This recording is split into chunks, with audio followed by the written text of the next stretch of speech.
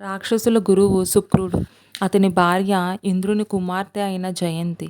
వారిరువురి ముద్దుబిడ్డ దేవయాని. శుక్రుడికి దేవయాని మీద అమిత ప్రేమ. చాలా గారాబంగా పెంచాడు. ఆమె ఆడిందే ఆట, పాడిందే పాట. ఆమెను ఎవరూ ఏమీ అనడానికి వీల్లేదు. ఆమె అలిగితే శుక్రుడు విలవిల్లాడిపోయేవాడు. ఆమె అడిగితే అందలం ఎక్కించేవాడు. శుక్రుడు శివుని గురించి తపస్సు చేసి మృత సంజీవని విద్యను సంపాదించాడు. దేవతలకు దానవులకు ఎప్పుడూ యుద్ధాలు జరుగుతుండేవి. ఆ యుద్ధాల్లో శక్తిమంతులైన దేవతలు దానవుల్ని చంపుతుండేవారు. కానీ శుక్రుడు మృత సంజీవని విద్యతో వారందరినీ మరలా బ్రతికించేవాడు. అందువల్ల యుద్ధంలో దేవతలు దానవుల్ని గెలవలేకపోతున్నారు. ఇది వారికి ఒక పెద్ద సమస్య అయ్యింది. దేవతలందరూ ఒక చోట చేరి చర్చలు జరిపారు. చివరికి ఒక నిర్ణయానికి వచ్చారు. మృత సంజీవని విద్యతోనే కదా రాక్షసులు బ్రతుకుతున్నారు. అందుచేత ఆ విద్య మనలో ఎవరైనా నేర్చుకోవాలి. దానికి తగినవాడు బృహస్పతి కుమారుడు కచుడే. వినయం, భక్తి, దీక్ష ఉన్నవాడు. పని సాధించుకొని రాగలడు అని అనుకుని కచుణ్ణి పిలిచారు. ఎలాగైనా శుక్రునికి సేవలు చేసి మృత సంజీవని విద్య సంపాదించమని వేడుకున్నారు. కచుడు దానికి అంగీకరించాడు. అతి కష్టమైన పనే అయినా పెద్దల కోరిక గనుక శిరసావహించాలని నిశ్చయించుకున్నాడు. దేవతల్లో ఎవరూ సాధించలేని విద్యను తాను సాధించబోతున్నందుకు సంతోషించాడు. విద్య కొరకు ఎంత దూరం వెళ్ళినా, ఎన్ని ఇబ్బందులు పడినా పర్వాలేదనుకున్నాడు. విద్యార్జన కొరకు శత్రుకూటంలోకి వెళ్ళడానికి కూడా కచుడు జంకలేదు. శుక్రుడు వృషపరుడనే రాక్షసరాజు పురంలో ఉన్నట్లు తెలుసుకున్నాడు. ప్రయాణమయ్యాడు. శుక్రుని దగ్గరకు వచ్చి, మహాత్మా, నేను బృహస్పతి కుమారుణ్ణి. నా పేరు కచుడు. ఏవో కొన్ని విద్యలు నేర్చుకున్నాను. అవి నాకు తృప్తి కలిగించలేదు. నేర్చుకొనవలసింది ఎంతో ఉన్నదని గ్రహించాను. విజ్ఞాన సంపన్నులైన మీ సన్నిధిలో విద్యలు నేర్వాలని అనుకున్నాను. ఇదే నా జీవిత పరమార్థం అన్నాడు. శుక్రుడు చలించిపోయాడు. కచుని వినయ సంపత్తి అతన్ని కదిలించింది. విద్యాదానం కొరకు చేయి చాచిన వారిని లేదనడం మహాపాపమని భావించాడు. కచుడితో ఇలా అన్నాడు. కుమారా, నేను మీ తండ్రి బృహస్పతి ఒకే చోట చదువుకున్నాం. మీ తాత అంగీరసుడు మా గురువు. నీవు నాకు శిష్యుడివయ్యావు. ఈ విధంగా మా గురు రుణం తీరుతుంది. సహపాఠకుడి కుమారుడివి, అదొక విశేషం అని కచుణ్ణి శిష్యుడిగా గ్రహించాడు. శుక్రుడు కచుడికి విద్యా రహస్యాలన్నీ వివరించడం ప్రారంభించాడు. కచుడు గురువుగారి మనస్సు మెచ్చేటట్లు ప్రవర్తిస్తున్నాడు. ఏ పని అయినా చెప్పకముందే గ్రహించి చేసేవాడు. ఆశ్రమం ఊడ్చేవాడు. అడవికి వెళ్ళి కట్టెలు, దర్భలు తెచ్చేవాడు. పూజకు పూలు ఏరి తెచ్చేవాడు. ఫలాలు కోసి తెచ్చేవాడు. గ్రంథాలు చక్కగా పెట్టేవాడు. వ్యాసపీఠాన్ని సరిచేసేవాడు. పిలిచిందే తడువుగా ప్రతి పనికి తయారవుతూ ఉండేవాడు. గురుసేవలతో కచుడు శుక్రుడికి ప్రియ శిష్యుడైనాడు. కేవలం పనులు చేయడంలోనే కాదు, విద్యలు నేర్వడంలో కూడా చాలా చురుకుగా ఉండేవాడు. చెప్పేది శ్రద్ధగా వినేవాడు. ఒకటికి 2 సార్లు మననం చేసుకునేవాడు. అనుమానం వస్తే ప్రశ్నించేవాడు. దాన్ని తీర్చుకునేవాడు. ఆహారాన్ని కూడా మరిచి అభ్యాసం చేస్తూ ఉండేవాడు. కొత్త విషయాలను తెలుసుకోవాలని తహతహలాడేవాడు. కచుడు కేవలం శుక్రుడి మనసు నెగ్గడమే కాదు, దేవయాని మనసును మెప్పించాడు. దేవయానితో కలిసిమెలిసి ఇంటి పనులన్నీ చేసేవాడు. గోవుల్ని మేపుకొచ్చేవాడు. ఆమె పూజకు పూలు తెచ్చి సమర్పించేవాడు. మాలలు కట్టి ఆమెకు కానుకగా ఇచ్చేవాడు. చెట్లకు పొదలు తీసేవాడు. నీరు తోడేవాడు. చెట్లకు పోసేవాడు. ఈ పనులన్నీ మొదట్లో దేవయాని చేసేది. ఆమెకు బాధ కలుగుతుందని తానే ఈ పనులన్నీ చేయసాగాడు. ఈ వినయ సంపన్నత ప్రవర్తన దేవయానిని ఆకర్షించింది. లోపలే మెచ్చుకునేది. కచుడికి ఏ బాధ కలిగినా నొచ్చుకునేది. పూలలో దారంలాగా కచుడు ఆ ఇంట్లో వారితో కలిసిపోయాడు. ఈ విధంగా కచుడు శుక్రుడికి దేవయానికి ఇష్టుడు కావడం రాక్షసులకు కష్టం కలిగించింది. కచుడు దేవయాని దగ్గర కావడం రాక్షసులు ప్రమాదమని భావించారు. వాళ్ళిద్దరూ ప్రేమించుకుంటే, వివాహం చేసుకుంటే రహస్యమైన మంత్రవిద్య శుక్రుడు కచుడికి నేర్పుతాడేమోనని భయపడ్డారు. దానికి ఒక ఉపాయం ఆలోచించారు. ఒకనాడు కచుడు అడవికి గోవులను మేపడానికి వెళ్ళాడు. ఆవులను మేపి అలసిపోయి చెట్టు కింద పడుకున్నాడు. రాక్షసులు అతన్ని పట్టుకుని చంపారు. అతని కళేబరాన్ని చెట్టుకు వ్రేలాడగట్టి వెళ్ళిపోయారు. ప్రొద్దుకూకింది. కచుడు తిరిగి రాలేదు. దేవయాని మనసు వికలమయ్యింది. తపన పడింది. తత్తరపడింది. తండ్రితో, నాన్నా, సూర్యుని వేడి వెలుగులు చల్లారిపోతున్నాయి. చీకట్లు వ్యాపిస్తున్నాయి. సమయానికొచ్చి మీ అగ్నిహోత్రానికి సమిధలు కూర్చే మీ శిష్యుడింకా రాలేదు. ఏదో భయంగా ఉంది. మృగాలేమైనా ప్రమాదం కలిగించాయా? పాములు కాటు వేశాయా? లేక రాక్షసులేమైనా చేసి ఉంటారా? అన్నది. శుక్రుడు దివ్య దృష్టితో చూశాడు. అసురులు కచును ఉసురు తీశారని గ్రహించాడు. మృత సంజీవని విద్యను ఆదేశించాడు. వెంటనే ఆ విద్య అడవిలో మృతుడైన కచుడిని బ్రతికించి తీసుకొని వచ్చింది. దేవయాని మనసు కుదుట పడింది. కచుడు కృతజ్ఞతతో సంతోషించాడు. శుక్రుడికి దేవయానికి నమస్సులర్పించాడు. ఒకనాడు కచుడు మరలా అడవికి వెళ్ళడానికి ప్రయాణమయ్యాడు. దేవయాని వద్దని చెప్పింది. కచుడు, మీ అభిమానం, గురువుగారి వాత్సల్యం నాకు కవచాలు. నాకేమీ భయం లేదు అని అడవికి వెళ్ళాడు. రాక్షసులు కచుణ్ణి వధించారు. కట్టెలు పేర్చారు, కాల్చారు. బూడిదను కళ్ళు ముంతలో కలిపారు. ఆ కళ్ళును తీసుకుని వచ్చి శుక్రాచార్యుల వారికి ఇచ్చారు. దౌర్బల్యంతో శుక్రుడు దాన్ని సేవించాడు. రాక్షసులు తృప్తిగా తమలో తాము నవ్వుకొని వెళ్ళిపోయారు. సూర్యుడు అస్తమించినా కచుడు తిరిగి రాలేదు. దేవయాని కలతపడింది. జరిగిన దాన్ని ఊహించింది. అసురులే చంపి ఉంటారని తండ్రితో అన్నది. శుక్రుడు కూడా గ్రహించాడు.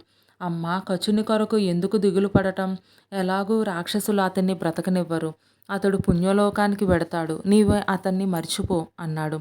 దేవయాని కడుపు చెరువయ్యేటట్లు ఏడ్చింది. ఆహారం ముట్టలేదు. కుమార్తె అంటే ప్రాణమైన శుక్రుడు దివ్య దృష్టితో చూశాడు. లోకాలన్నీ వెతికాడు. ఎక్కడా కచుని జాడ కనిపించలేదు.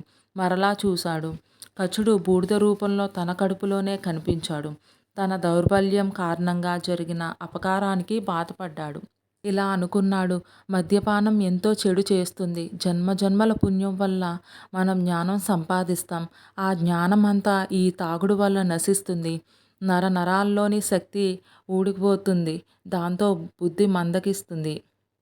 మంచి లేదు, చెడు లేదు. అది నడిపినట్లు నడవాలి. బంధువులు, స్నేహితులు ఈసడించుకుంటారు. శ్రమించి సంపాదించిన విద్యలు నశిస్తాయి. అభిమానం నశిస్తుంది. తాగినవాడు దుమ్ములో ధూళిలో పొర్లాడతాడు. అందరూ నవ్వుతారు, చీదరించుకుంటారు. సంఘంలో విలువ ఉండదు. ధనం కరిగిపోతుంది. శరీరం కృశించిపోతుంది. రోగాలు చుట్టుముట్టుతాయి. రోగాలకు తట్టుకునే చేవలేక సతమతమై మరణించాలి. తాత్కాలికమైన ఉద్రేకం కోసం శాశ్వతమైన ఆనందాన్ని కోల్పోతున్నాం. ఈ మద్యం సేవించడం వల్లనే కదా ఈ ప్రమాదం అని ఆలోచించి శుక్రుడు సురాపానం మహాపాతకమని శపించాడు. తన గర్భంలోని కచుణ్ణి సంజీవని విద్యతో మరలా బ్రతికించాడు. గర్భం నుండే కచుడిలా అన్నాడు. గురువర్య, మీ దయ వల్ల బ్రతికాను. కానీ బయటికి రావడం ఎలాగా? ఆ మార్గం సెలవీయండి. శుక్రుడు ఆలోచించాడు. మృత సంజీవని విద్య నీకు నేర్పుతాను. నా కడుపు చీల్చుకొని బయటికి రా. మరణించిన నన్ను నీవు బ్రతికించు. ఇంతకంటే మరొక మార్గం లేదు అన్నాడు శుక్రుడు. జన్మజన్మల కోరిక తీరింది కచుడికి. దేని నిమిత్తం ఇన్ని కష్టాలు పడి వచ్చాడో ఆ పని నెరవేరుతుంది. అపకారం చెయ్యబోయి రాక్షసులు తనకు ఉపకారమే చేశారు. మనం ఒకటి తెలిస్తే దైవం మరొకటి తలుస్తాడనేది నిజం. కచుడు అంగీకరించాడు. విద్య తెలుసుకున్నాడు. శుక్రుని కడుపు చీల్చుకొని బయటపడ్డాడు. అన్నమాట ప్రకారం శుక్రుణ్ణి బ్రతికించాడు. కచుడు గురుద్రోహి అయితే పరిణామం ఎలా ఉండేదో. వచ్చిన పని కావడంతో కచుడు దేవలోకానికి ప్రయాణమయ్యాడు. దేవయాని దగ్గరకు వెళ్ళాడు. సెలవు కోరాడు. దేవయాని దుఃఖం కట్టలు తెంచుకున్నది. మొదటి నుంచి కచుణ్ణి తన మనస్సులోనే ఆరాధిస్తూ ఉంది. ప్రియుడిగా భావించింది. కానీ పెదవి విప్పి ఎప్పుడూ చెప్పలేదు. గాఢంగా మనసులో ఉంచుకున్నది. ఈరోజు మనసు పురి విప్పింది. గుండెలో గుబులయ్యింది. ఉండిపొమ్మని కచుని వేడుకుంది. తండ్రితో చెప్పి పెళ్లి చేసుకుందామని ప్రార్థించింది. కచుడిలా అన్నాడు. గురుపుత్రి, ఇది నీకు తగదు. గురువు తండ్రి వంటి వాడు. గురుకుమారి సోదరి అవుతుంది. నా మనసులో నీకు ఎప్పుడూ అదే స్థానం, ఇప్పుడు అదే స్థానం. దేవయానికి కోపం వచ్చింది. కచునితో ఇలా అన్నది. నా తండ్రి నేను కాదంటే నిన్ను శిష్యుడిగా అంగీకరించేవాడు కాదు. నీకు విద్యలు నేర్పేవాడు కాదు. నీ మీద ప్రేమతోనే నా తండ్రిని ఒప్పించాను. నీవు కృతజ్ఞత లేనివాడువు. 2 సార్లు మరణిస్తే నిన్ను బ్రతికించుకున్నాను. నేను లేకపోతే నీకు బ్రతుకే లేదు. నన్ను మోసం చేసినందుకు నీవు శిక్ష అనుభవించక తప్పదు. నీవు నా తండ్రి దగ్గర నేర్చుకున్న విద్య విఫలం అవుతుంది. మృత సంజీవిని పనిచేయదు అని శాపమిచ్చింది. కచుడికి దేవయాని మీద కోపమొచ్చింది. నేను ఎన్నడూ ధర్మ మార్గాన్ని తప్పలేదు. సంజీవని విద్య నాకు పని చేయకపోయినా నేను నేర్పిన వారికి పనిచేస్తుంది. నా చేత ఉపదేశం పొంది దేవతలు ఉపకారం పొందుతారు. మనసు తెలుసుకోలేక నన్ను శపించావు. వివేకాన్ని మరిచి ప్రవర్తించావు.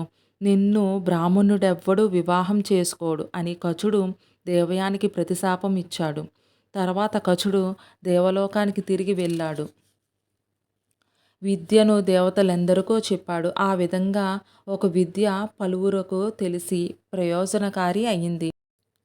ఒకనాడు దేవయాని ఋషపర్వ రాకుమార్తె అయిన శర్మిష్ఠ వనవిహారానికి వెళ్ళారు. చెలికత్తెలతో కూడి ఆటలాడారు. చెట్ల నీడల్లో విందులు చేసుకున్నారు. జలక్రీడలాడాలని మనసు పడ్డారు.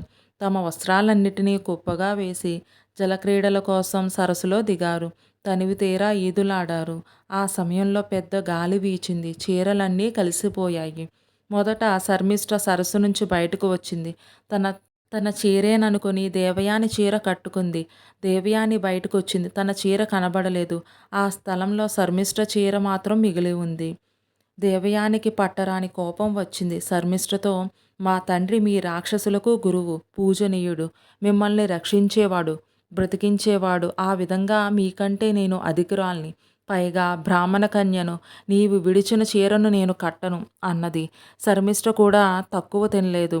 సమవయస్కులు, పైగా రాజుగారి కూతురు. దేవయానితో, నేనేమీ నీకంటే తక్కువ కాదు. మీ అయ్య మా అయ్యకు సేవకుడు.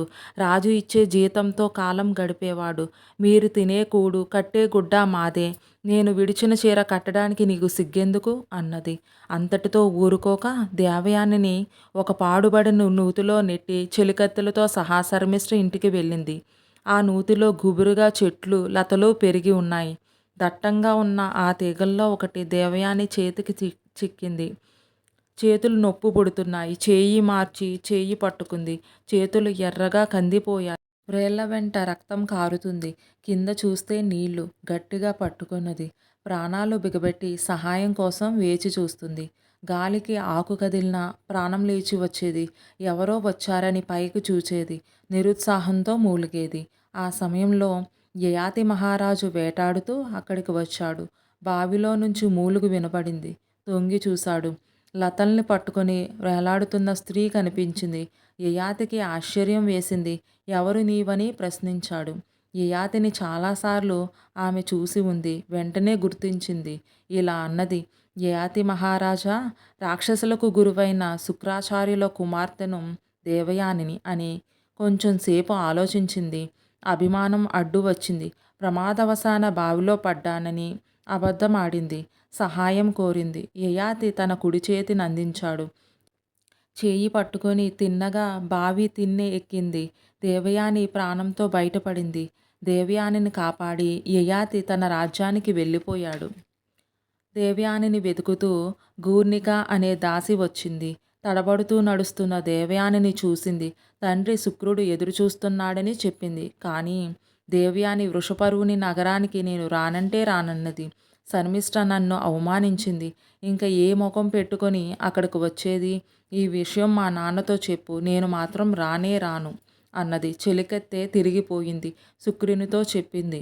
శుక్రుని గుండె కుతకుతలాడింది. కూతుర్ని చూడాలనే తపన ఎక్కువయింది. పరుగు పరుగున ప్రయాణమై వచ్చాడు.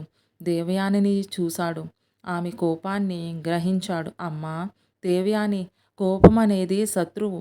100 యాగాలు చేసిన వాడికంటే శాంతచిత్తుడు గొప్పవాడు. ఎదుటివాడు కోపగించుకున్నా మనం కోపగించుకోరాదు. ఒకరు అపకారం చేసినా మనం ఉపకారం చేయడమే మేలు. అదే ధర్మం అని ఉపదేశించాడు. ఈ మాటలు దేవయాని చెవికెక్కలేదు. ఆమె మనసు నిండా పగ ఉన్నది. శుక్రుడితో ఇలా అన్నది, నాన్న, ఇది మన అభిమానానికి సంబంధించింది. మన స్వేచ్ఛకు ఆటంకం కలగడం సహించలేను. రాజుల మనస్సులు రాళ్లతో సమానం.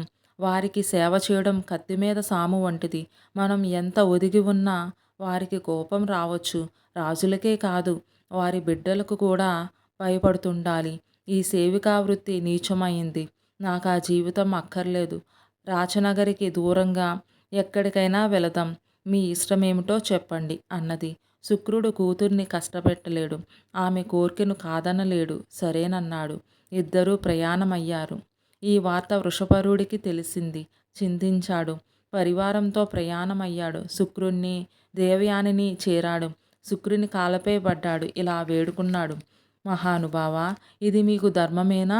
మీ వల్లనే కదా రాక్షస కుల గౌరవం నిలుస్తుంది. మీ విద్య చేతనే కదా మా వీరులు బ్రతికి బయటపడుతున్నారు. మీరు లేనిది మేము లేము. నా కుమార్తె తప్పు చేస్తే రాక్షస వంశాన్ని శిక్షించడం న్యాయమేనా? ఆ శిక్ష ఆమెకే వేయండి, సంతోషంగా స్వీకరిస్తాం. దేవయాని ఏ శిక్ష విధించినా నా కుమార్తె అనుభవిస్తుంది. ఈ మాటలకు శుక్రుడు మెత్తబడ్డాడు. శుక్రుడిది క్షణికమైన కోపం, నవనీత సమానమైన నిండు మనస్సు ఆయనది. దేవయానికి ప్రతీకారం తీర్చుకోవడమే కావలసింది. శర్మిష్ఠ తనకు దాసిగా ఉండాలని కోరింది. వృషపర్వుడు అంగీకరించాడు. శర్మిష్ఠనే కాక మరొక 1000 మందిని కూడా దేవయానికి దాసీలుగా పంపాడు. దేవయాని ప్రతిజ్ఞ చెల్లించుకుంది. ప్రస్తుతానికి పగ చల్లారింది. రాకుమారి దాసి అయినందుకు దేవయాని గర్వపడింది. ఆజ్ఞలు జారీ చేస్తుంది. శర్మిష్ఠ శిరసావహిస్తూ వచ్చింది. చెలికత్తెలతో సహా వనవిహారానికి వెళ్ళాలన్నది. సరేనన్నారందరూ. కావలసిన సదుపాయాలు చేయమన్నది. చేశారు. వనంలోకి వెళ్ళారు. ఆడి ఆడి చెట్ల నీడల్లో కూర్చున్నారు. అంతలో వేటకై వచ్చిన యయాతి మహారాజు అక్కడికే వచ్చాడు. దేవయానిని గుర్తించాడు. శర్మిష్ఠను యయాతి మునుపెన్నడూ చూడలేదు. అందుకే ఆమె ఎవరు అన్నారు.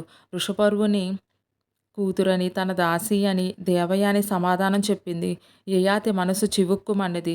కానీ మాట్లాడలేదు. మౌనంగా ఉన్న యయాతితో దేవయాని ఇలా అన్నది. మహారాజా, నూతు నుంచి నన్ను రక్షించేటప్పుడు మీరు నాకు చేయి అందించారు. పైగా అది కుడి చేయి. ఆ విధంగా పాణిగ్రహణం జరిగినట్లే సూర్యుడే ఆనాడు మనకు సాక్షి. ఆనాడే మీకు నేను భార్యనయ్యాను. శర్మిష్ఠతో సహా ఈ 1000 మంది దాసీలు మిమ్మల్ని కొలుస్తారు. నన్ను పరిగ్రహించండి. దానికి యయాతి, దేవ్యాని, ఇది న్యాయమా? నేను రాజును, ధర్మాన్ని రక్షించవలసిన వాణ్ణి. నేనే ధర్మం తప్పితే ఎలా? కంచే చేను మేస్తే నేను క్షత్రియుణ్ణి, నీవు బ్రాహ్మణ కన్యవు. ఇది ధర్మం కాదు అన్నాడు. మల్లా దేవయాని యయాతితో, ధర్మనిరూపణ చేయవలసిన వారు గురువులు. మా తండ్రి శుక్రుడు మన వివాహం ధర్మం అని అంగీకరిస్తే ఒప్పుకుంటారా? యయాతి సరేనన్నాడు. దేవయాని తండ్రికి కబురు పెట్టింది. శుక్రుడు శిష్యగణంతో సహా వచ్చాడు. యయాతి నమస్కరించాడు. దేవయాని తండ్రికి విషయం మొత్తం పూసగుచ్చినట్లు చెప్పింది. తండ్రి, ఈ మహారాజు ఇంతకు ముందే నా కరగ్రహణం చేశారు. ఆ చేయి మరొకరు స్పృశించడం సమంజసమా? ఈ జన్మకు నాకితడే భర్త. ఇది నా నిశ్చయం. ఇది ధర్మ విరోధమని యయాతి వాదన. మీ నిర్ణయం చెప్పండి అన్నది. మీ వివాహం ధర్మబద్ధమైందే. లోకబాంధవుడి సాక్షిగా జరిగింది కనుక అనుమానించవలసిన పని లేదన్నాడు శుక్రుడు. తన చేతుల మీదుగా వైభవంగా దేవయాని యయాతుల వివాహం జరిపించాడు. దాసదాసీజనాన్ని సమర్పించాడు. లాంఛనాలన్నీ నడిపించాడు. దేవయానిని రాజుకప్పగించాడు. నాయనా, చిన్నప్పటి నుంచి ఈమె అతి గారాబంగా పెంచాను. ఆమె మనసుకు ఏ కష్టమూ కలగనీయలేదు. ఆమె ఇష్టప్రకారమే అన్నీ జరగాలి. ఆమెకు ఏ చిన్న అపకారం జరిగినా నా గుండె బ్రద్దలవుతుంది. నిన్ను కోరి కోరి వివాహమాడింది. ఆమెకు కష్టం కలిగేటట్లు ప్రవర్తించకు. ఇదిగో ఈమె శర్మిష్ఠ, వృషపర్వుని కూతురు, దేవయానికి దాసి. ఆమెకు కావలసిన సర్వ సదుపాయాలు చేయించు. కానీ చనువు ఇవ్వవద్దు, దగ్గరకు తీయవద్దు. రాజులకు తగిందేనని వివాహమాడవద్దు. ఆ విధంగా నా కుమార్తెకు కష్టం కలిగించుకు అన్నాడు అల్లుడితో శుక్రుడు. యయాతి దేవయానిని శర్మిష్ఠతో సహా పరిచారికలను తీసుకొని తన నగరానికి వెళ్ళాడు. దేవయానిని అంతఃపురానికి తీసుకెళ్ళాడు. రాణిగా ఆమె ఆనందాన్ని అనుభవిస్తుంది. రాజుగా యయాతి ఆమెను ఆనందపెడుతున్నాడు. రాణిగా ఆమె ఆజ్ఞలు జారీ చేస్తుంది. అవి ఆచరించబడుతున్నాయి. దేవయాని సంసారయాత్ర సజావుగా సాగిపోతుంది. ఆనందపు అంచులు చూస్తుంది. ఫలితంగా యదువు, తుర్వసుడు అనే బిడ్డల్ని కన్నది. వారితో సంతోషంగా కాలం గడుపుతున్నది. శర్మిష్ఠ మాత్రం దూరంగా అశోకవనంలో ఉంచబడింది. ఒంటరిగా కాలం గడుపుతున్న శర్మిష్ఠకు ఆలోచనలు కమ్ముకున్నాయి. ఏమిటి తన పాపం? ఎందుకు తనకి ఈ శాపం? అష్టైశ్వర్యాలతో తొలతూగవలసిన తనకి దురదృష్టం ఎందుకు? దేవయాని ఎంత అదృష్టం చేసిందో! అనుకూలుడైన భర్త, ముద్దులొలికే బిడ్డలు. స్త్రీకి అంతకంటే కావలసింది ఏముంది? బుడిబుడి నడకల బుడతలు ఇంట్లో తిరుగుతూ ఉంటేనే అందం, ఆనందం. వచ్చిరాని వారి మాటలు వినసొంపుగా ఉంటాయి. ఆ భాగ్యం నాకు కలిగితే బాగుండు. ఇవి ఆమె ఆలోచనలు. ఆ ఆలోచనలతోనే కాలం బరువుగా వెళ్ళబుచ్చుతుంది. అలాంటి సమయంలో ఒకరోజు రాజు యయాతి అశోకవనానికి వచ్చాడు. శర్మిష్ఠ బ్రతుకు పండింది. ఆమె మనసు నిండా సంతోషం నిండింది. రాజుతో శర్మిష్ఠ ఇలా అన్నది: రాజా, నేను దేవయాని దాసినని మీకు తెలుసు. దేవయాని మీకు రాణి అయినప్పుడే నేను మీకు దాసీనయ్యాను, అంటే మీకు భార్యను. దేవయానిని గ్రహించినట్లే నన్ను గ్రహించండి. కన్యను, రాజపుత్రికను మీరు తిరస్కరించడం న్యాయం కాదు. సంతానం కొరకు సంబరపడుతున్నాను, కాదనకండి. యయాతి మనసుకు అంగీకరించింది. కానీ శుక్రుని ఆజ్ఞ జ్ఞాపకం వచ్చింది. మహాత్ములకిచ్చిన మాటను దాటడం ఎలాగా? అబద్ధం ఆడినట్లు అవుతుందన్నాడు. మనిషికి భూతదయ అవసరం. నా మీద దయ చూపించండి. మీరు అంగీకరించకపోతే నేను ప్రాణం వదలక తప్పదు. ఒకరి ప్రాణం రక్షించడం కోసం అబద్ధం ఆడినా తప్పు లేదు. ఇది శుక్రుడు చెప్పిన నీతే. అసత్యం వల్ల వచ్చే దోషం కంటే ప్రాణ సంరక్షణ వల్ల వచ్చే పుణ్యం గొప్పది అని శర్మిష్ఠ వేడుకుంది. యయాతి మనసు కరిగింది. శర్మిష్ఠను చేపట్టాడు. యయాతి వల్ల ఆమెకు ద్రుహ్యుడు అనే కొడుకు పుట్టాడు. ఒకరోజు దేవయాని అశోకవనానికి వచ్చింది. శర్మిష్ఠ ఇంటి ప్రాంతంలో తోగాడే బిడ్డను చూసింది. శర్మిష్ఠ, ఎవడీ పిల్లవాడు అన్నది. నా బిడ్డేనన్నది శర్మిష్ఠ. నీవు కన్యవు, శీలవతివి అనుకున్నాను, ఏమిటి వింత అని మండిపడింది. శర్మిష్ఠ తలవాల్చింది. ఒక మహాత్ముడు, వేదాంగాలు చదివినవాడు ఎక్కడి నుండో వచ్చాడు. యువతినైన నన్ను చూసి జాలిపడ్డాడు. పుత్రకాంక్ష చెప్పాను. ఆయన అనుగ్రహించాడు, పుత్రుణ్ణి ప్రసాదించాడు అన్నది శర్మిష్ఠ. దేవయాని నిట్టూర్చి తన నివాసానికి వెళ్ళిపోయింది. యయాతి శర్మిష్ఠ ఇంటికి వస్తూనే ఉన్నాడు. తర్వాత శర్మిష్ఠకు అనువు, పూరువు అనే కొడుకులు పుట్టారు. ఆ ముగ్గురు ముద్దుగా పెరుగుతున్నారు. ఒకనాడు పిల్లలు ముగ్గురు యయాతి మహారాజు దగ్గరలోనే తిరుగుతున్నారు. దేవయాని చూసింది. ఆ పిల్లల్లో యయాతి రూపురేఖలు కనిపించాయి. దేవయాని అనుమానం నిజమైంది. స్పష్టంగా గ్రహించింది. ఈ పిల్లలెవరని యయాతిని నిలదీసి అడిగింది. యయాతి సమాధానం చెప్పలేదు. ఆయన కళ్ళల్లో ఏదో భయం. దిక్కులు చూశాడు, పెదవి కదపలేదు. దేవయాని పిల్లల్ని దగ్గరకు పిలిచింది. మీ తల్లిదండ్రులెవరని గద్దించింది. పిల్లలకేం భయం? యయాతి శర్మిష్ఠులని గర్వంగా చెప్పారు. దేవయానికి దుఃఖం వచ్చింది, కోపం వచ్చింది, భయం వేసింది. యయాతి మోసగాడన్నది. శర్మిష్ఠను ద్రోహి అన్నది. ఆమెను శాంతపరచడానికి యయాతి ఎంతగానో ప్రయత్నించాడు. ఆమె రాజుల్ని నమ్మరాదు, బహుభార్యాలోలురు, నిలకడలేనివారు, మాటను నిలుపుకోలేరు అని ఎన్నెన్నో అన్నది. యయాతి పరిస్థితులను వివరించాడు. మాత్సర్యం పనికిరాదన్నాడు. శర్మిష్ఠపై జాలి చూపమన్నాడు. దేవయాని తోక తొక్కిన త్రాచుపాములాగా మండిపడింది. తండ్రి దగ్గరకు వెళ్ళింది. నాన్న, యయాతి మాట తప్పాడు. దాసి కావలసిన శర్మిష్ఠ సవతి అయింది.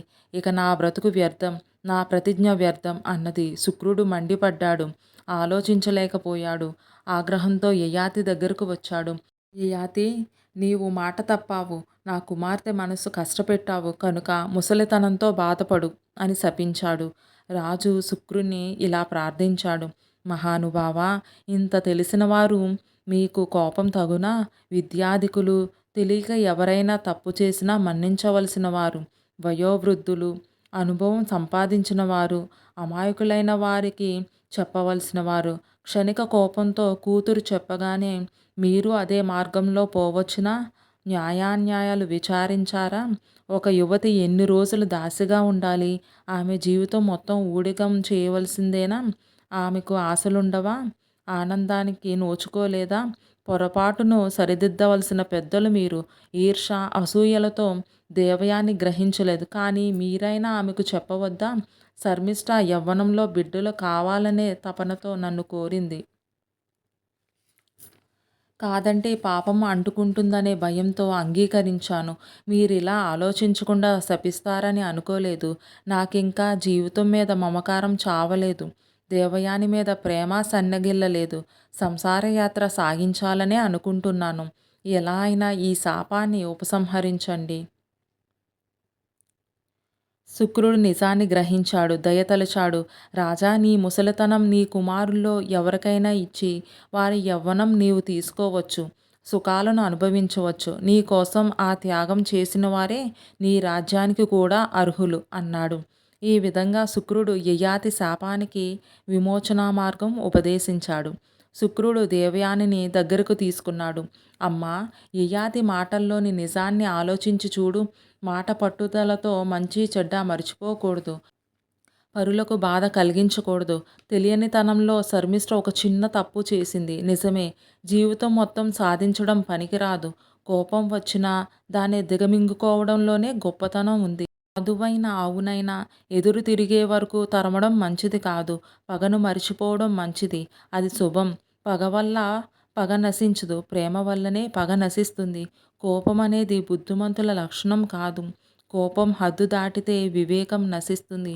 చమురు దీపానికి ప్రాణం పోస్తుంది. అదేవిధంగా ప్రేమ జీవితానికి వెలుగునిస్తుంది. నీవు ఎదుటివారిని ప్రేమించాలి, అభిమానించాలి. అప్పుడే నిన్ను వారు ప్రేమిస్తారు, అభిమానిస్తారు. యయాతి శర్మిష్ఠ వల్ల నీకు జరిగిన అపకారం లేదు. యయాతి నిన్ను చిన్నచూపు చూడలేదు. నీ మీద ప్రేమతోనే శాప విమోచనం కలిగించమని ప్రార్థించాడు అని ఎన్నో విధాల చెప్పాడు. దేవయాని మనసు శాంతించింది. ఆలోచించింది. కోపం తగ్గింది. మనసులోని మబ్బులు విడిపోయాయి. యయాతి మీద మమత పెరిగింది. శర్మిష్ఠ మీద మత్సరం నశించింది. హృదయంలోని భారం తగ్గింది. మనసు చల్లబడింది. అప్పుడు బాధంతా మటుమాయమైనట్లు అనిపించింది. మనసే స్వర్గాన్ని నరకంగా మారుస్తుంది. నరకాన్ని స్వర్గంగా మారుస్తుంది. మనసే సర్వం అని తనను తాను సంభాళించుకున్నది. శుక్రుడి శాపం వల్ల యయాతికి ముసలితనం వచ్చింది. తల తెల్లబడింది. శరీరం వనకసాగింది. కళ్ళు కనిపించడం లేదు. పళ్ళు ఊడిపోయాయి. కాళ్ళు వణుకుతున్నాయి. కర్ర చేతికొచ్చింది. నడవడానికి శక్తి లేదు. మాటలు తడబడుతున్నాయి. కుమారుల్ని దగ్గరకు పిలిచాడు. యదువు, తుర్వసు, ద్రుహ్య అణువులను వరుసగా అడిగాడు. తన ముసలితనం తీసుకొని వారి యవ్వనం ఇవ్వమన్నాడు. నలుగురు ఇలా అన్నారు. నాన్న, మీ ఈ కోరికే అన్యాయం. ముసలితనం కానీ రోగం కానీ దైవవశాన వస్తే ఎవరూ కాదనరు. అనుభవించక తప్పదు. కానీ కావాలని ఎవరైనా కోరి కోరి వీటిని తెచ్చుకుంటారా? అడిగితే మాత్రం ఎలా అంగీకరిస్తారు? ధనం ఇవ్వవచ్చు, ధాన్యం ఇవ్వవచ్చు. ఆరోగ్యాన్ని ఎలా ఇవ్వగలం? పూరువును పిలిచాడు. కోర్కె బయటపెట్టాడు. పూరువు ఇలా అన్నాడు. అయ్యా, దీనికోసం ఇంతగా అడగడం ఎందుకు? నన్ను ఆజ్ఞాపించండి. తండ్రి కోర్కె తీర్చని తనయుడు ఎందుకు? కన్న తండ్రికి సహాయపడే కంటే కొడుక్కి కావలసిందేముంది? తండ్రి అడగకుండానే కోర్కెలు తీర్చే కొడుకులు ఉత్తములు. అడిగితే తీర్చేవారు మధ్యములు. అడిగినా తీర్చని వారు అధములు. మీ కోర్కె తీర్చడం కంటే నాకు అదృష్టం లేదు అని తండ్రి ముసలితనాన్ని తీసుకొని పూరువు తన యవ్వనాన్ని తండ్రికిచ్చాడు. యయాతి యువకుడై దేవయానిని చేరాడు. సుఖ సంతోషాలతో చాలా కాలం గడిపాడు. యయాతి దేవయానితో కలిసి ఎన్నో యాగాలు చేశాడు. యయాతికి రాజ్యభోగాల మీద మమకారం తగ్గింది. జ్ఞాని అయ్యాడు. దేవయానికిలా బోధించాడు. కోర్కెలు అనంతమైనవి. ఒక కోర్కె తీరగానే మరొక కోర్కె పుట్టుకొస్తుంది. చలమలో నీటిలాగా ఊరుతూనే ఉంటాయి. తృప్తి అనేది అవసరం. ఆ తృప్తే మానవుణ్ణి మహిమాన్వితుణ్ణి చేస్తుంది. అన్నీ మన చేతుల్లోనే ఉన్నాయని గర్వించకూడదు. అనుకునేవన్నీ జరగవు. జరిగితే మన గొప్ప అనుకోవడం, జరగకపోతే ఎదుటివారు అపకారం చేశారనుకోవడం భ్రమ. గర్వంతో ఎదుటివారిని నొప్పించడం పొరపాటు. ఆ పరిస్థితి ఒక్కొక్కసారి మనకే కలగవచ్చు. అహంకారం వదలాలి. కారుణ్యం అలవరుచుకోవాలి. అప్పుడే భగవంతుడు మనల్ని ఆదరిస్తాడు అని చెప్పి సర్వసంగ పరిత్యాగం చేసి యయాతి ముక్తి పొందాడు. దేవయాని కూడా హరిపద ధ్యానంతో మోక్షాన్ని పొందింది. ఇలాంటి మరెన్నో వీడియోస్ కోసం లైక్ చేయండి, సబ్స్క్రైబ్ చేయండి, బెల్ ఐకాన్ ప్రెస్ చేసి ఆల్ నోటిఫికేషన్స్ సెలెక్ట్ చేస్తే నేను పెట్టే వీడియోస్ వెంటనే మీ ఫోన్లోకి వస్తాయి.